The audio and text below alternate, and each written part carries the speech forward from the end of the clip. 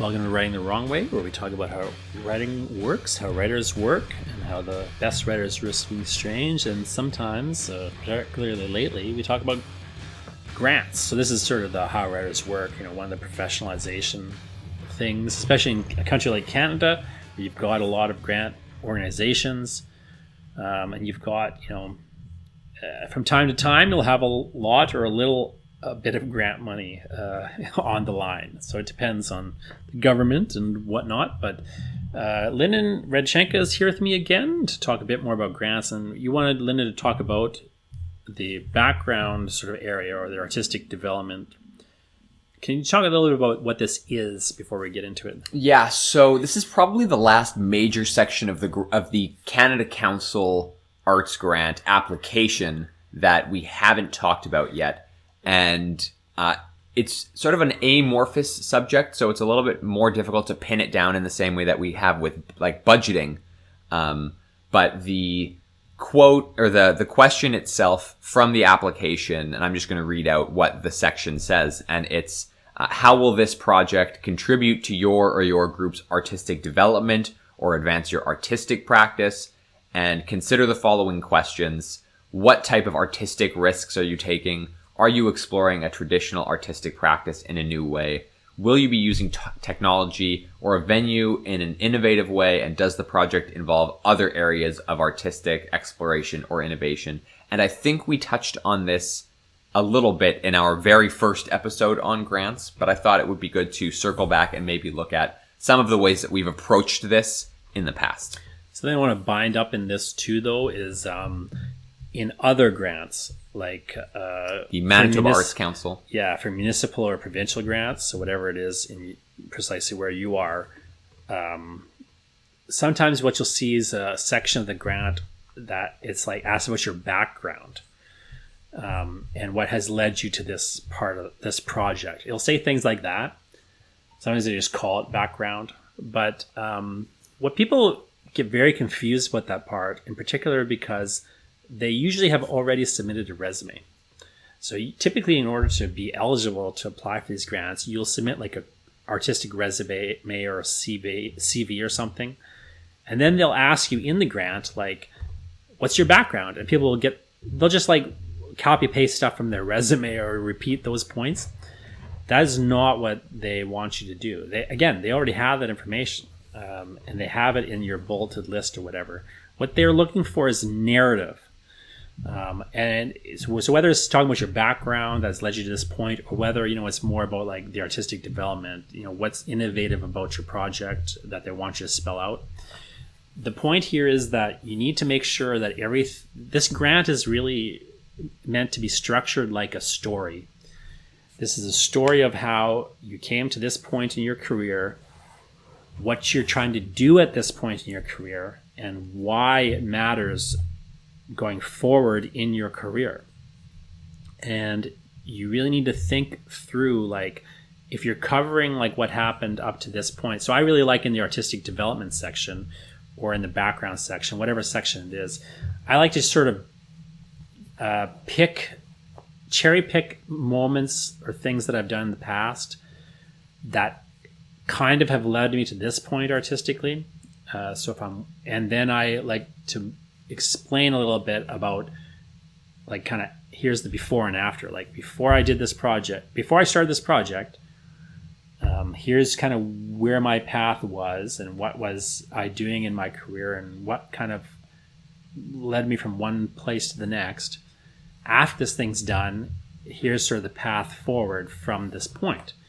And what you're really trying to argue effectively or show them in a story kind of like fashion is why it makes sense what you're doing, and also that you have a career narrative in your head. So you have goals as an artist. You have a sensible manner in which you've been intentional about your career up to this point. You're being intentional about the project that you're asking for support to do. It's not just a random project that you happen to want to do. It's something that fits into a path and a career. Now, it doesn't mean you have to have everything planned out or that it has to necessarily be like, the thing that's going to break you through. But like, you need to kind of have a logic to what you're doing in your artistic career and have an explanation as to how this fits into it. And ideally, from the granting body's perspective, you're doing things that are going to like matter to your career, but otherwise would be difficult to do. So you're taking risks artistically, perhaps. Maybe you're doing something kind of innovative and unusual. For that reason, you have been having maybe a hard time getting money from like the industry. It's like people don't want to necessarily bank on this thing. You're not doing something super popular. Therefore, but it's something that like maybe has some potential to, do well or be of interest to people or whatever. You got to think in terms of like research and development. Like the Canada Council is kind of there to do research and development with you in a manner of speaking. They don't want to fund stuff that like is super commercial, not because they don't see a value in it artistically, but because they assume you can get the money for that from someone else. Yeah, I want to. I was looking at some of my past applications as preparation for this, and I noticed that there's sort of two overviews, again, two different ways that I've approached this in the past.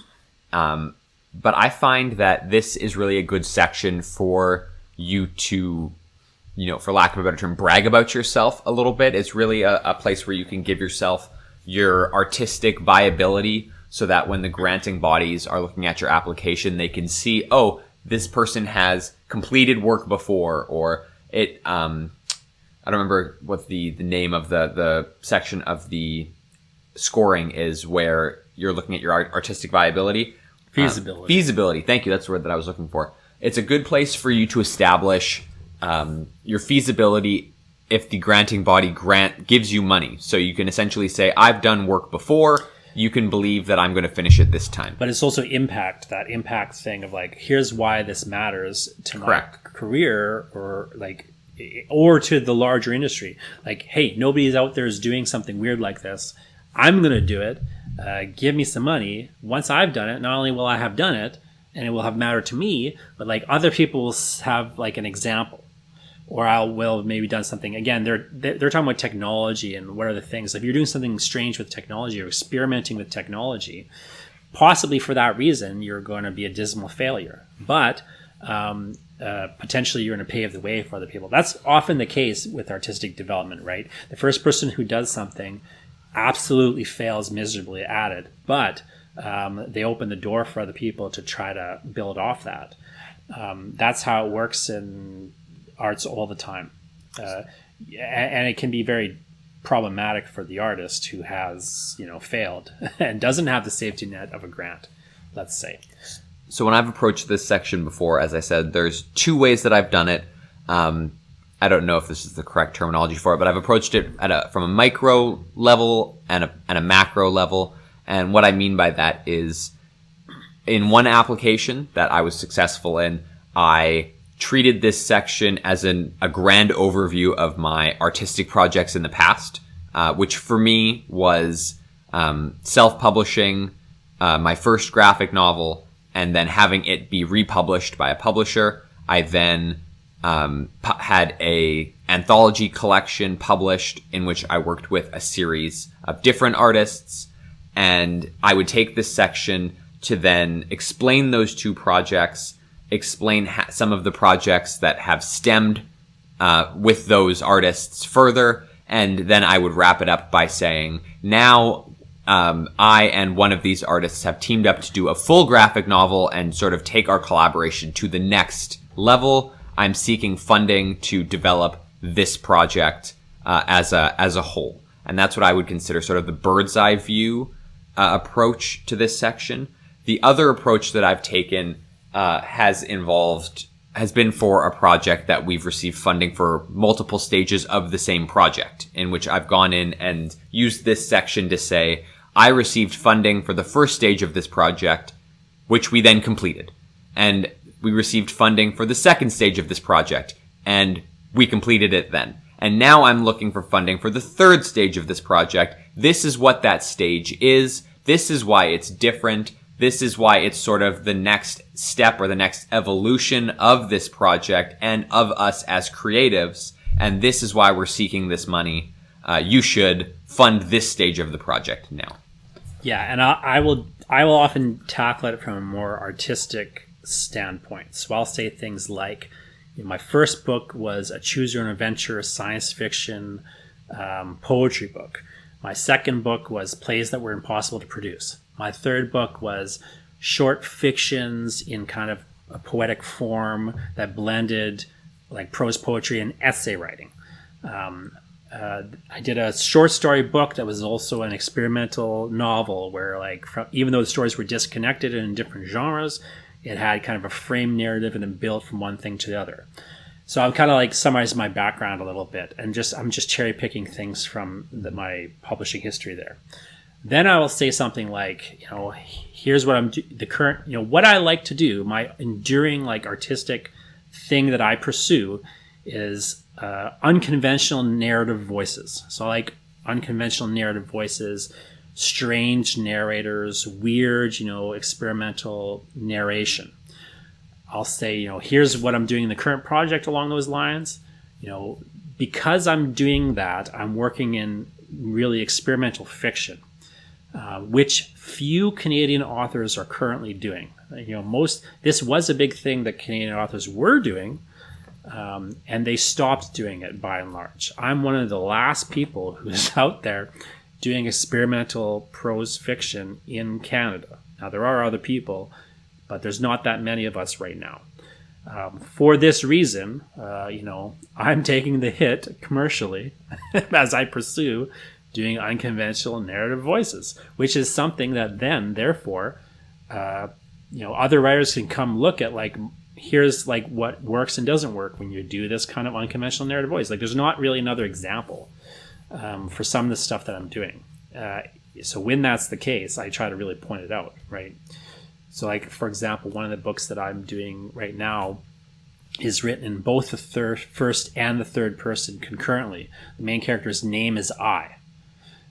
So it's, there's not really another example along that line precisely. So, maybe for that reason it will be a disaster, or maybe for that reason it'll be, interesting and influential. It's hard to say. I won't really know, but the point is, like, that's what I'm doing. Here's why I'm doing it. Here's the reasons. Here's how it matters to another person who's not me. And also here's like how it fits into the line of what I'm interested in artistically, and how it is a new thing as opposed to just doing the same stuff I was always doing. Yeah, it's the same kind of thing, but it's a different, branch. I find this section in the application, it's often the first section of the application that you write or that the reader is going to read after the name of the project and sort of the project dates. So it's really the section that you have to guide the reader through your application and highlight what they're going to be seeing. So, like, as you said, you send in a resume when you send in an application or attach to your artist portfolio profile.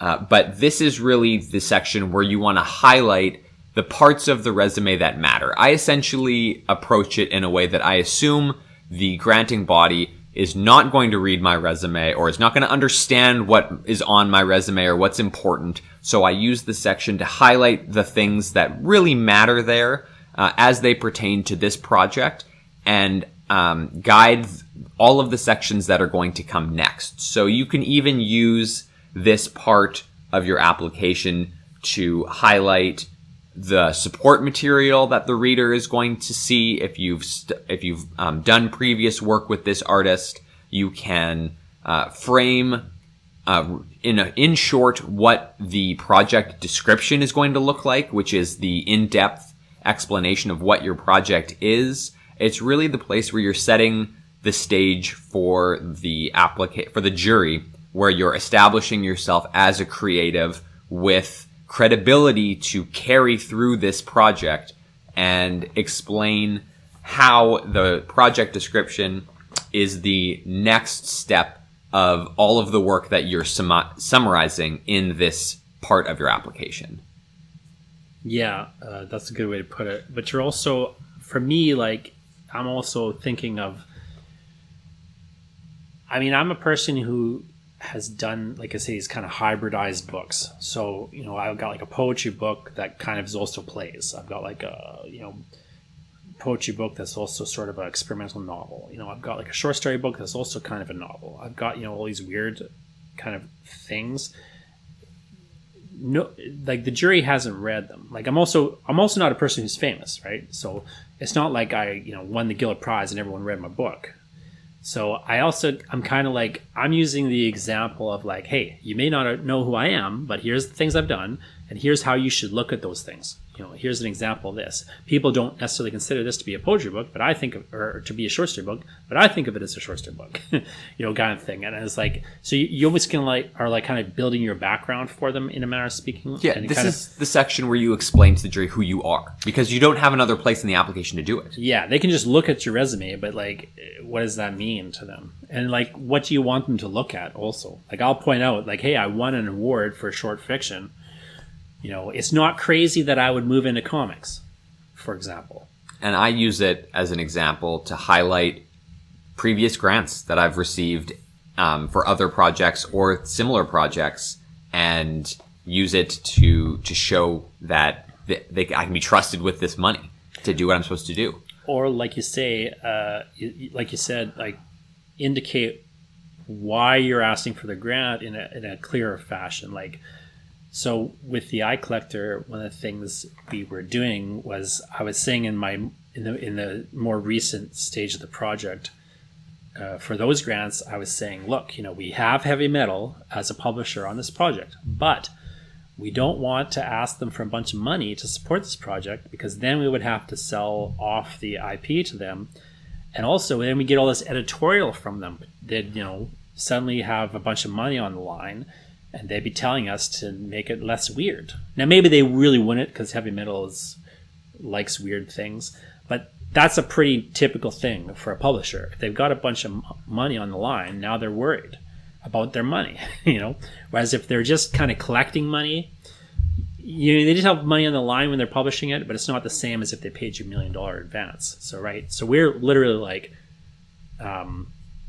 it's not like they're, holding out $1 million advance for us, right? But it does sort of explain like why I'm getting money from you, the granting agency, rather than I'm asking for a larger advance. You know what I mean?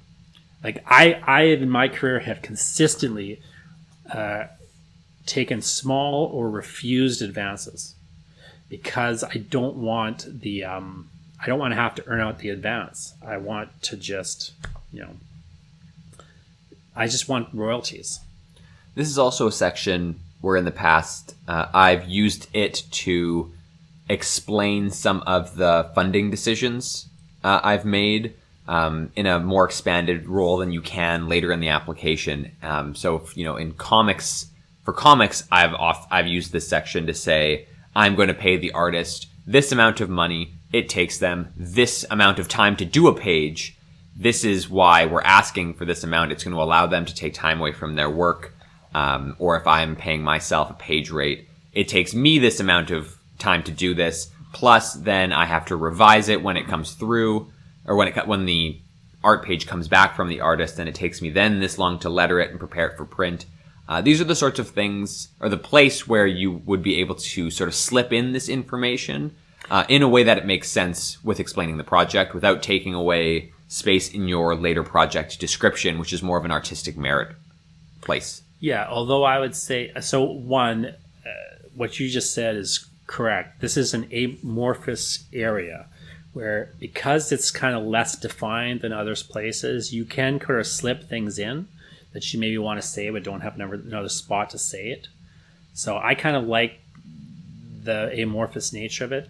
At the same time, I do think it is an area where they're not necessarily clearly asking you to do this, but I think they really expect you to get into the artistic impact of it, or the kind of not only what it matters artistically, or the artistic merit, but also like what's the impact of it artistically, which is something that I think I notice people have a hard time talking about.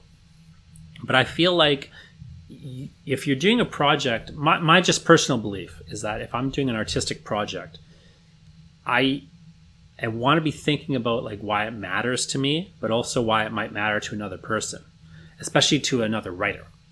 Like, so I mean, I'm personally just, I want to put out a book that like has maybe some influence on other writers and is going to like have some sort of larger impact. Again, like what I'm personally trying to do always is think like, what's going on in the field right now?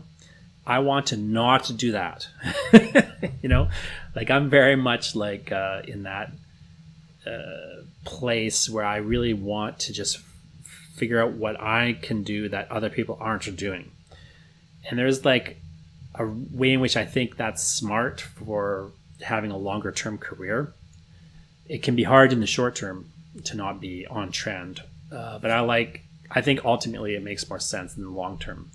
But even just outside of that, like if other people are doing things that I don't feel like I need to be in there. Like I always make this joke about my poetry, that like as a straight white male, I feel my feelings are already represented in the culture. So I don't need to write poems about that per se.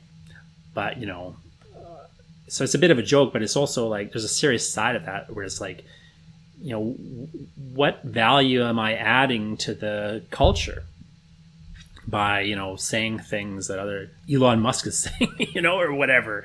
I mean, maybe a bad example, but like the point is like those people have mouthpieces. You know, I don't agree with everything Musk says. It's a weird example, but like that's the kind of person I am in the sense, ethnically speaking. He's got his opinions out there. Other people have their opinions out there. In this, you know, that I got my opinions. I don't need to say my opinions all the time. But what I maybe can be doing, like uniquely, is, you know, if talking about my own experience isn't personally, if my experience isn't unique or my point of view isn't unique, then like what am I doing? You know.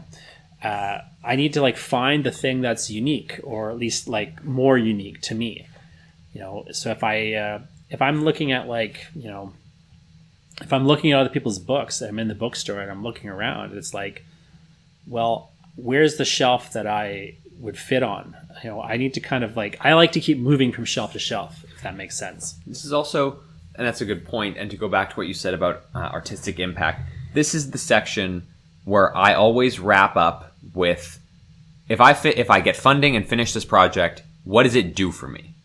You know, I usually say it will, you know, I'll have a project that I can take to a book publisher or a comics publisher.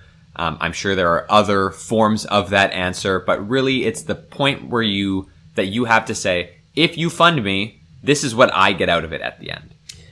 I also think, though, I think that's true, but I also think like, I want to also say, like, here's what everyone else gets out of it. You know, like when the book is done, when it's in the bookstores or on the comic racks or whatever it is, like, here's how it is something that other people aren't doing, and here's how it's something that other people need. Now, that might be easier for people who aren't like me, like, and they have a more unique experience. And it's like, you know, I'm not an underserved demographic, for example. So I don't have an automatic like, hey, you know, no one's publishing people like me, so put me out there. Now now I'm not saying that is easy or automatically like of value, but I'm just saying like, there's just no necessary value in just publishing a person like me. Therefore, I feel like there still needs to be a value in publishing what I'm publishing. Like I still need to be out there. My work needs to matter to other people and not just me. And so I'm looking for different ways to do it. Everyone answers that question differently. So for me, the answer is more tied to the form of it. Like I want to do work that is unusual and unconventional, and ideally is opening kind of formal doors in that way, or, you know, is otherwise, you know, just not something that's on trend or unique, or, you know, I want to just do something different. So whether I succeed or fail in that becomes kind of a question, but I'm very mindful of what is out there now and how I relate to it. So I'm always like kind of trying to think of like, where's the thing that people aren't doing. So for me, that's sort of like what matters. I'm not so interested in content. Like, I'm a formalist, so I don't really care too much about like, here's this or that content wise. Whereas like a different person might, that might matter more. Like they just might be writing something that matters more in a just obvious way. But this is the part of the application where you should list the net gain. Yeah, for me, it's less obvious. Like, it's not like, it's like I feel like for me, it's I might talk more about like the artistic impact of what I'm doing, because it's, I think, less obvious why you might want to publish my book necessarily, or in this case fund it. But like, it's the same thing. It's like, it's not like, I'm from Mars and we're not publishing enough Martians, like it's there's an obvious reason you might publish somebody. Now, I think these days the field has opened a lot more, and everyone just has, to make the case a bit more about how they're unique, I guess you'd say. But I feel like what's unique to you as a person putting a grant together is where you should focus. It may not be obvious to other people, like how what you're doing is different, from what your peers are doing. I think that's, and it's not that, so there's like a level of like where you don't want to be self-serving about it and talk about how great you are. Exactly. Like, you do want to do that. You want to brag a little bit. You do want to brag. You brag a little bit, but also like just point out like, hey, here's the thing that I'm sort of doing where I'm kind of falling on my sword a little bit, and I'm trying to do something that other people aren't doing. I don't know if it'll work. I don't know if anyone will care, but I'm taking the gamble that what I'm spending my time on is something that, like, because I want this thing, there's other people out there who also want this thing, and there's other people out there who aren't doing the thing. Like, I see something that's not happening, and I'm trying to participate in that conversation or be part of this, new wave or whatever it is. Yeah, it really is a section where you're setting the stage for the rest of the application and framing the way that the entire application and granting jury is going to be looking at you and the project for the entirety of the application. Yeah, like one thing I've been saying in my grants lately is like, hey, I'm hiring these people who are around me, and I've got a publisher hookup which is going to show those people off on internationally. So like, on one hand, it's about like this artistic thing I'm doing. On the other hand, it's like I'm trying to get like the word out about what's going on in Winnipeg. And like that's why I'm not publishing with the Winnipeg publisher right now. I'm publishing with an American publisher that has a presence in Europe. You know what I mean? So like that may not matter for in a different project, but like, or like again, I'm very invested personally in experimental fiction, and that just isn't on trend right now. But I think it goes in, or even horror. Horror is in a bit of a wave right now. But like back in the 90s when horror couldn't get published, that's when you might be writing in saying, hey, I'm one of the horror guys, I'm staying with horror, I'm not jumping to a trendier thing, I'm not writing about vampires right now or whatever, I'm not on the wizard train. So I know that that's hurting my career, but I have a bigger plan for my career, and when people are sick of vampires and wizards, I'm going to still be around doing this stuff, but I need your help right now because it's a bad time to be writing about werewolves in the industry or whatever. Mm-hmm. So that is the summation of how I approach this section. I don't know if you have anything else to add, Jonathan, but listener, if you have been listening through our grant conversations and you have some niche question or aspect that you feel we haven't answered in any of the sections we've made so far, we will take your questions and answer them. You can go into the Writing the Wrong Way anchor page, which is anchor.fm/strangerfiction, and you can send us a voice message, and we will answer it during one of our future grant-related episodes. Jonathan, do you have anything else to add about this section of the granting application? I think one thing that people should just try to keep in their heads is like, there's a reason that you want to do this project, and you may not you need to, I think a little bit about why you want to do the project and how to articulate that reason to other people in a way that makes it clear that there's a value to you doing the project. And it's not just a personal value, but there's like a cultural value. You know, like, and it may not be obvious to you. You may have to think a little bit harder about like what cultural value there is in doing this project. But typically, you know, I mean, theoretically, you don't want to be working on projects that don't have some personal and cultural value. But I think often you need to think about those things, because I think as an artist, so often you're just kind of following your muse and moving on to the next thing that interests you. And I think you need to step back and think a bit more deeply about why that stuff interests you. So I'm not saying it all has to be justified in a strategic fashion or anything like that. In fact, the opposite is true. You need to make it clear, though, like what the kind of purpose and value is of this thing you're doing and where you fit in to a conversation. So like you need to really be doing research.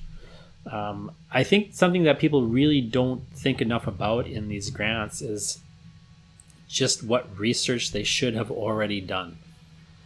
And a lot of that research has to do with like, where do you fit into the bookstore, and where do you fit into the culture, and what does your work matter, and can you talk about like how your work matters, or how you want it to matter if you don't feel like it matters at this point, say. And other than that, keep writing the wrong way.